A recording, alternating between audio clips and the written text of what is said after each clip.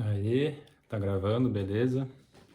E aí, pessoal, tudo bem? A gente tá aqui de volta com mais um vídeo, dando prosseguimento ao projeto de vídeos de resenhas literárias, que não sei se eu já cheguei a falar, mas é tanto uma forma de me incentivar a ler mais, esse compromisso de trazer esse conteúdo para vocês, me incentiva a ler mais e também, como consequência, acaba espalhando o conhecimento literário para quem se interessar pelos vídeos, talvez uma forma de agregar conhecimento.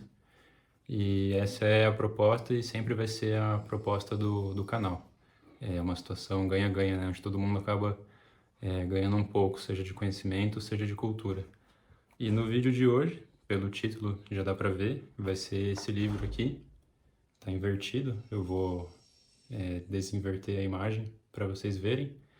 É o livro chamado A Steppe, do Anton Chekhov. O subtítulo é História de uma Viagem. É mais um livro de literatura russa. O primeiro vídeo que eu fiz também foi de literatura russa, é a morte do Ivan Ilitch, que é um nicho assim que eu acabei gostando bastante de aprender, porque é bem diferente do que a gente está acostumado, o estilo de escrita dos russos, né? Então, para começar com um bom vídeo de resenha, a gente vai dar início primeiro à contextualização, tanto do autor quanto da época do autor, da época da obra, e explicar um pouco, de forma breve, o título, né?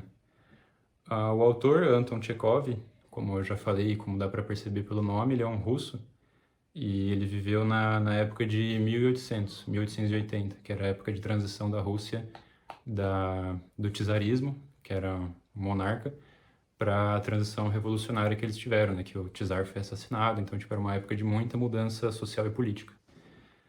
Isso influenciou na obra dele, tanto nas obras, no modo como ele escrevia, tanto como no conteúdo das obras, porque o conteúdo dessa obra em específico é bastante demonstra muito as mudanças sociais, os reflexos que essas mudanças estavam exercendo no mundo, né? E tá, um pouco mais de contexto sobre o autor. O Anton Chekhov ele é alguém que não tem muita tradição na escrita de narrativas. Ele escrevia mais novelas e novelas pequenas, tanto para jornais e revistas, e alguns contos menores. Tipo, ele não tinha o costume de escrever narrativas mais extensas, e nem é tão extensa assim, tipo, o livro tem 150 páginas. Essa foi a primeira narrativa mais extensa que ele escreveu. Tanto que ele, em cartas para a irmã dele, ele dizia: essa é a primeira narrativa que eu escrevo, e a proposta dele foi escrever uma narrativa sem muito significado por trás, assim, sem muita mensagem por trás. E ele acabou conseguindo fazer isso. Ele escreveu uma narrativa bem descritiva, assim, sobre a história de uma viagem, das personagens, que em partes refletiam um pouco da experiência pessoal dele. E como o título diz, a steppe, essa viagem aconteceu no bioma da steppe, que dando uma rápida contextualizada, esse bioma ele é bem presente na Rússia, é presente em mais de um terço da Rússia. É um bioma que pode ser caracterizado por vegetação rasteira e sem muita... uma vegetação muito homogênea, não tem vegetações diferentes. É um bioma extenso, assim, como se fosse não é um deserto em si, mas é um clima seco. Ele é caracterizado por clima seco, mas é um clima seco com vegetação. E por ser seco, é uma vegetação que não se desenvolve muito, então fica ali com vegetações gramíneas e, enfim, rasteiras. E isso é bem perceptível no livro. Tanto que depois de ler o livro, depois de ver o contexto histórico e do autor, de ver que ele não quis dar muito significado para a história toda, eu tentei interpretar da melhor forma possível, trazer as lições, os arquétipos mais abrangentes, mais gerais, mais universais, os significados que dava para tirar do livro e contextualizar isso um pouco para nossa época e para ver se a gente consegue tirar alguma coisa da obra, né? E para mim, acabou, depois de pensar a respeito, de digerir o livro, eu entendi, isso minha opinião pessoal, né? Eu entendi a obra como uma história a respeito de tédio, de não pertencimento e de saudosismo. E, bom, ao decorrer do vídeo da resenha, a gente vai entender melhor por que eu entendi com essas características. Contextualizando a história, né, resumindo a história para entender melhor as colocações que eu vou fazer. É óbvio que vai ter spoiler da história, eu vou contar o início, meio e fim. Então, vamos lá. A história começa com as 3 personagens principais que vão se manter ao longo da narrativa, que é o jovem Yagorushka, o tio do jovem, o Ivan, e o padre Christofor. Eu não sei se as pronúncias são assim, porque são nomes russos, mas só para a gente ter uma base. A história começa com o tio Ivan e o padre Christofor indo fazer uma venda de uma carga de algodão, que é basicamente uma commodity. E nessa viagem, a mãe do Yegorushka aproveita para fazer com que ele pegue carona com o tio e com o padre, porque o Yegorushka, a mãe dele queria que ele fosse estudar em uma cidade distante. Então a mãe do Yegorushka aproveitou a situação e botou o jovem de carona com o tio e com o padre Christofor. Esse é o início da história. Aí as primeiras páginas é a descrição das saudades que o Yegorushka sente e da certa aspereza, da certa dureza que o tio Ivan trata o Yegorushka. Ali, no começo, já dá para ter uma noção de como são as personagens. O Yegorushka, ele é uma criança, ele é bem infantil, bem jovem, não tem uma maturidade tão desenvolvida, porque ele tem 9 anos. O tio, ele é bem áspero, ele é descrito como um homem de negócios. Ele é bem sério, assim, leva a vida muito a sério. E o padre é um padre típico, assim, um padre um pouco mais velho, um pouco mais maduro, com uma certa inteligência, uma compreensão de mundo globalizada pela doutrina dele, pela fé dele, que seria, no caso, o catolicismo ortodoxo, que é bem típico da Rússia. E eles enfrentam essa viagem. Aí já no começo, já no começo tem a descrição de como é que é a steppe, que o Chekhov descreve a steppe como sendo um lugar extenso, vazio, que não tem muita coisa, não tem muito o que distrair, só coisas pontuais. E aí que entra o primeiro ponto, que eu disse que é um livro que trata sobre ansiedade. Ansiedade não, tédio. São os 3 pontos: tédio, saudosismo e não pertencimento, que a gente vai abordar um de cada vez. E por que eu digo tédio? Pelo fato da steppe ser um bioma muito extenso, muito amplo, com uma vegetação muito homogênea, durante a viagem deles pela steppe, não tinha muito o que eles fazerem. Tinham só alguns eventos pontuais, mas a gente vai ver que isso não influencia diretamente na história. Tipo, acontecem muitas coisas, mas ao mesmo tempo não acontece nada, porque essas coisas que acontecem não são relevantes para a história. É só descrições de eventos pontuais para efetivamente preencher a história. Talvez essa fosse a intenção do autor. Mas, enfim, questão do tédio. Eu enxergo muito a steppe como um ambiente tedioso, pelo fato de ser vazio e não ter muita novidade, né? Que essa é a definição de tédio, assim, falta de ausência de estímulo.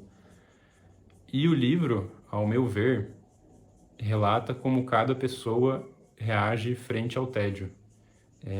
As personagens podem ser descrições ou arquétipos de pessoas diferentes, né, com as suas afinidades.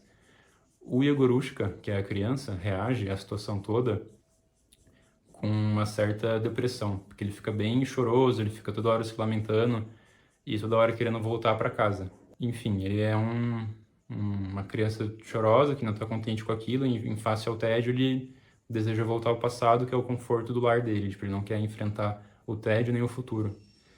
Já o tio Ivan, ele enfrenta o tédio com uma certa ansiedade, tipo, é dessa forma que ele é afetado, porque toda hora você vê no livro que ele não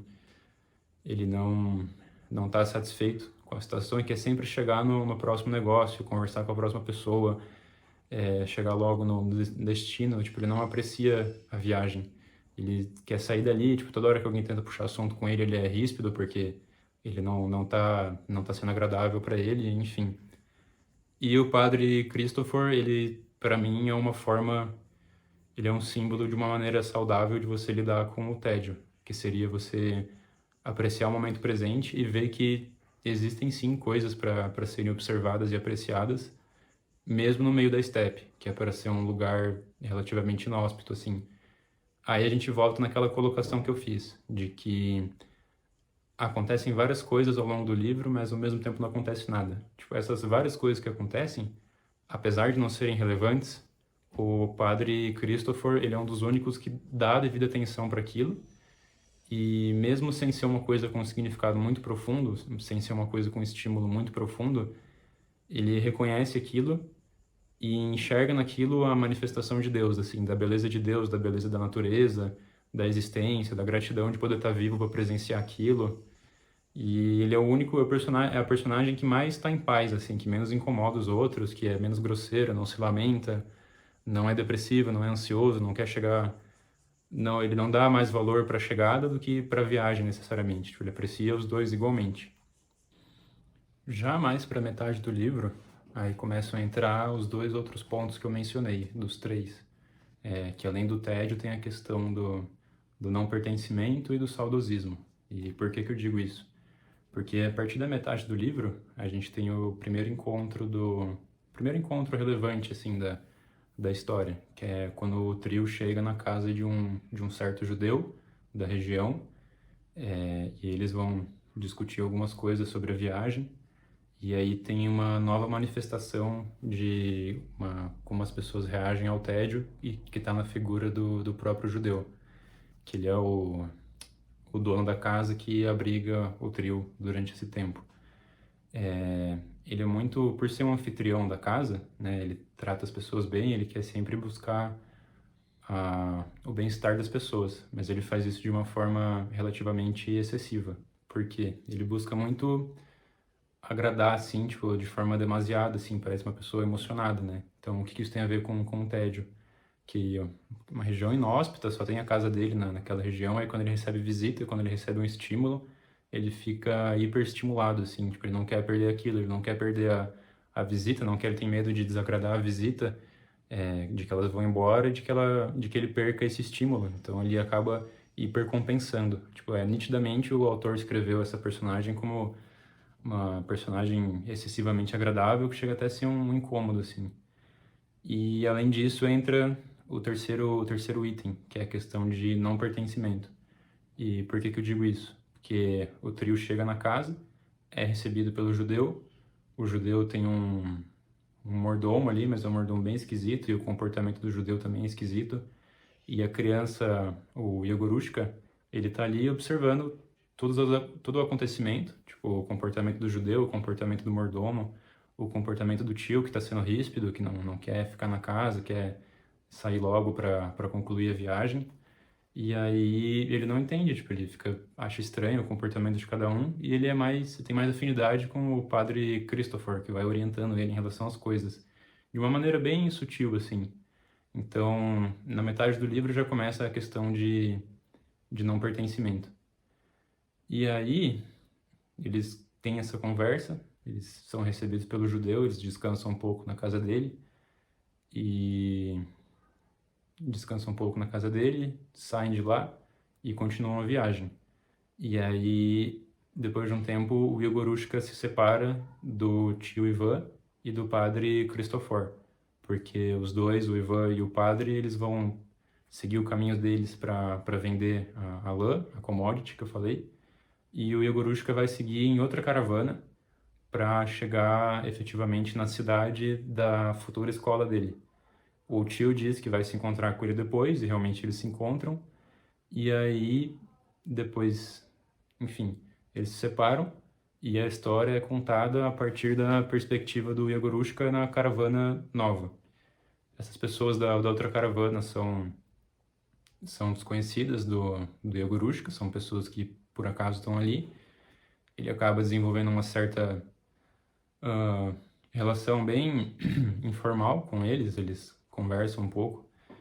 E aí começa a questão do saudosismo, né? Aí entra em ação o saudosismo e o não pertencimento também, que a gente já começou a abordar. E por que eu digo isso? Porque tem um trecho, uma frase do livro, de uma hora que o pessoal da caravana nova tá descansando e conversando, eles começam a contar histórias do passado deles, de cada um. Tem em volta de umas 10 pessoas na caravana nova. E cada um conta as histórias antigas sobre o passado deles. Ninguém fala muito de planos futuros. E tem uma frase que o narrador, o próprio Tchekhov, coloca que diz assim: o russo ama recordar, mas não ama viver. Porque eles contam essas histórias com o saudosismo de que esse tempo passado era melhor e atualmente eles estão vivendo um tempo presente ruim. E isso é reflexo das mudanças sociais que eu falei no começo do vídeo, né, da transição da monarquia para a revolução. E, enfim, essa é a expressão do saudosismo. As pessoas reclamam do passado e não têm perspectiva, aliás, elogiam o passado, reclamam do presente e não têm perspectiva para o futuro, fica aquela incerteza. Aí fica um clima muito de saudosismo. E isso vai se repetir no final da história também, porque quando a história acaba, todo mundo chega no seu destino, eles olham para a viagem com um certo saudosismo, tipo, eles meio que não gostam de chegar no lugar que eles chegaram, fica um clima triste. Então, a viagem que eles passaram o tempo inteiro reclamando vira algo bom depois que ela acaba. Por quê? Isso vira passado. E o futuro, que virou o presente, é algo ruim, porque não é mais um objetivo a ser alcançado, ele já foi alcançado. E agora é a situação atual, e a pessoa tem que lidar com aquilo, mas eles não sabem lidar com aquilo. E aí cai no saudosismo de novo. Aí, enfim, voltando para a caravana, eles estão lá fazendo as histórias dele, contando cada um, aí tem esse clima de saudosismo. E enquanto cada um conta suas histórias, enquanto eles vão convivendo, predomina ainda o sentimento de não pertencimento do Yegorushka, porque ele olha para cada personagem tem a sua bagagem, a sua história, e nenhum deles consegue se conectar com o Yegorushka, porque ele é a única criança de lá, e todo mundo tem hábitos e comportamentos estranhos, e realmente são bem estranhos, não é só na visão do Yegorushka. Cada um que lê o livro vai realmente achar que são comportamentos bem fora do normal, e essa sensação de não pertencimento fica presente no Yegorushka ao longo da jornada inteira, até ele chegar efetivamente na cidade que é onde ele futuramente vai estudar. Acontecem algumas coisas nesse meio tempo, mas que nem eu falei, são coisas que não são relevantes para a história, são só acontecimentos para preencher efetivamente narrativa, tipo uma chuva aqui, uma pessoa machucada ali, um viajante que troca meia dúzia de palavras com eles. São acontecimentos esparsos que servem para meio que preencher esse vazio que parece ser a steppe. Aí, que nem eu estava falando, no final o Yegorushka encontra com o tio dele, eles chegam na cidade onde ele efetivamente vai estudar, o padre Christopher também está com ele, o pessoal da segunda caravana segue o rumo deles, eles não se veem mais. Aí a história volta para o trio do tio Ivan, da criança do Yegorushka, e do padre Christopher. Eles chegam na cidade, o tio deixa a criança numa casa onde ele vai morar, de aluguel, junto com a amiga da mãe do Yegorushka, que vai morar de favor, e o tio deixou um dinheiro ali para pagar o aluguel. Aí acontece a despedida. O Yegorushka ele se despede do tio, o padre Christopher abençoa a criança, e cada um vai embora, cada um segue seu caminho. O padre e o Ivan fizeram a venda da lã, e eles vão voltar para casa com o dinheiro. E o Yegorushka fica na casa, ele fica triste, ele vê o tio indo embora, o padre indo embora, e ele fica triste com a situação toda. Ele chegou onde ele queria chegar, mas ele sente saudades da viagem, e a história encerra aí. Tipo, a história encerra com o final da viagem, não é mais descrito nada em relação aos estudos dele, a como o Ivan e o padre Christopher voltaram, e esse é o encerramento todo da narrativa. Dito isso, agora que eu encerrei a explicação da narrativa, de como é a história, e das minhas observações dos 3 pontos que eu elenquei, de que eu interpretei na história, né? A questão do tédio, do não pertencimento e do saudosismo, eu queria fazer uma analogia que eu acabei chegando na minha cabeça, que me ajudou bastante a uma forma de interpretar o mundo usando esse livro. Não o mundo, mas alguns pontos específicos que eu espero que seja útil para vocês, que seria fazer analogia da steppe com redes sociais e a história do Yegorushka, das personagens em si, como uma narrativa que reflete um pouco da nossa experiência com redes sociais. Mas, tipo, como assim? De que forma? Do que eu tô falando? Principalmente Instagram e Twitter. Para mim, eu interpretei a steppe como sendo relativamente análoga a essas duas redes sociais. E nós somos os personagens que atravessam essa steppe, né? Que acessam essa rede social. E por que eu digo isso? Porque a steppe é um bioma, pelo menos na história, que ela é retratada como um local muito grande, muito abrangente, e igual às duas redes sociais, em que ao mesmo tempo que muita coisa acontece, nada acontece. Como assim? São muitos eventos, muitos acontecimentos pontuais, mas nenhum deles tem relevância para a história. Nenhum deles muda o rumo da história efetivamente, é só um ou outro. E a maioria das coisas que são relatadas não fazem diferença para a gente ou para as personagens. E além disso também existem muitas personagens que passam pela steppe e que a gente não tem ideia de quem é, a gente julga como sendo pessoas esquisitas, em que nada agregam pra gente e que também às vezes geram uma certa desafinidade. Então eu acho que vocês já perceberam onde que eu quero chegar. Da mesma forma que a Steppe, o Instagram e o Twitter também são lugares repletos de lugares vastos e que tem muitos acontecimentos relatados, muito conteúdo, né, que seria o equivalente aos acontecimentos, mas que ao mesmo tempo que tem muito conteúdo, quase nenhum agrega assim na nossa história, que a história principal seria a nossa vida, né?